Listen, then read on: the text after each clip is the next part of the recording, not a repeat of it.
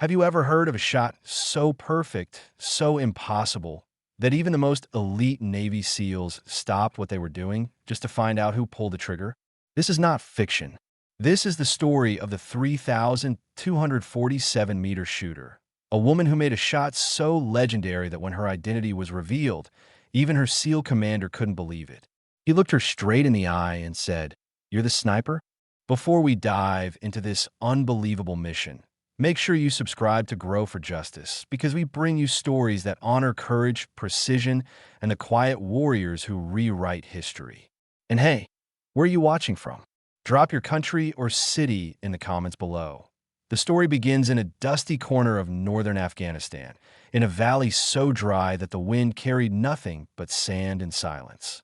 It was an ordinary morning for the Marine and SEAL Joint Task Force, patrols, overwatch, and routine check-ins. But at 9:43 hours, the radio exploded with static and panic. A convoy escorting wounded soldiers back to base had come under heavy fire from insurgents armed with .50 cal machine guns. The terrain made air support nearly impossible. The SEAL team was pinned down, unable to move, trapped behind the burning remains of an armored Humvee. Miles away, on a barren ridge overlooking the valley, a single sniper adjusted her scope. Her name was Lieutenant Elena Graves, though on comms she was known only by her call sign, Spectre 7.to most. She was a myth, a ghost sniper said to have made impossible shots in Iraq years earlier, but no one really believed it was her. Most thought Spectre 7 was a code name used by an entire unit. That morning, she was alone, crawling into position through rocks that sliced through her gloves, her Barrett M82 a one slung across her back. Spectre 7 in position, she whispered into her headset, her breath steady, her tone calm. The SEAL commander, Captain Rhodes, didn't recognize the voice. "Copy that, Spectre 7. We got hostiles entrenched near Grid 94B. Range, unknown. Unknown. That meant they couldn't even see who was shooting at them. But Elena could. Through her scope, she scanned the valley. Dust clouds, heat distortion, and then movement. She spotted a cluster of insurgents setting up a mounted gun atop a pickup truck. She checked her distance. 3,247 meters. Even the best snipers in the world knew that shot was nearly impossible. Wind, humidity, Earth's rotation, at that distance, a single breath could throw the bullet off course by meters. But she wasn't breathing fast. Her heartbeat had slowed to a rhythm she'd trained for years to master. She adjusted her windage by 14 clicks, elevation by 32.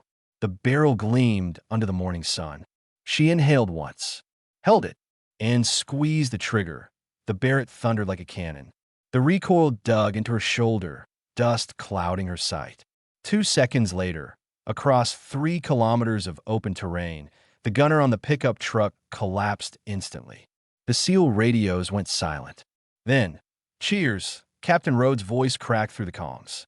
"Whoever you are, Spectre 7, that was God-tier shooting."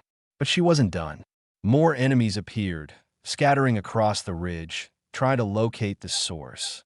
She fired again and again. Each shot was precise. Not luck, not chance, but mastery born of years of solitude and pain. Within 10 minutes, the ambush was over. The SEALs were safe. Hours later, back at base, Captain Rhodes demanded to meet the sniper behind the call sign. When Elena arrived, she wasn't what anyone expected. No towering build, no tattoos, no swagger. Just a calm, soft-spoken woman with gray-green eyes and hands still blackened from rifle grease. She walked into the debriefing tent quietly, the Barrett slung over her shoulder. Rhodes blinked in disbelief. "You're the sniper?" She nodded once, placing the rifle down on the table and beginning to clean it methodically. The silence in the room was heavy. Marines, SEALs, and officers stood frozen. The weapon, the Barrett .50 cal, was almost as tall as she was, yet she handled it with delicate precision. Every movement efficient, practiced, reverent. Finally, Rhodes spoke again. "I thought Spectre 7 was a call sign for a recon unit." "It is," she said calmly, running a patch through the barrel. "I'm a unit." That was the moment the legend was born. Later that evening, while the base settled into uneasy quiet, Rhodes found her outside, sitting alone, watching the horizon. He asked her the question that had been burning since the mission ended. Where did you learn to shoot like that? Elena didn't look up. From someone who never missed, my father. He taught me before he died in Mosul. Rhodes nodded slowly, realizing this wasn't a story about glory. It was about legacy, about carrying forward something sacred. Days turned into weeks, and Spectre 7's reputation spread like wildfire. Every soldier wanted her overwatch. Her precision became a lifeline for units in the most dangerous zones. But with fame came whispers, people questioning how a woman could hold the record for one of the longest confirmed sniper kills in modern warfare. She didn't argue. She didn't boast. She just cleaned her rifle and waited for the next mission.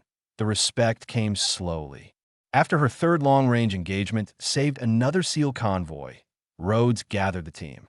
He stood in front of everyone, pointed to her Barrett, and said, "That rifle doesn't make the legend. She does." The room erupted in applause, but behind every legend is a cost. Elena carried scars, both visible and hidden.